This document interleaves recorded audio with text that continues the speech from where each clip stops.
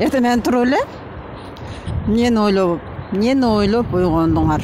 Мисалы, биринчи болгондо кээ бир адам так мен түш көрдүм, андай болду, так анан мындай болду, ошол адам мени ойлогон окшойт, же болбосо планчы мени алып аткан окшойт. Биринчи тургандагы контроль кылыш керек, тургандагы сөздөрүңөрдү, ойлоруңарды. Эмне деп айтты, мисалы, десинде, күйөөсү аялына айтат. Так, тамак барбы? Ойгонуп эле. Не тамак бар? Тамак жасадың ба? Кече кандай тамак жасадың? Дагы.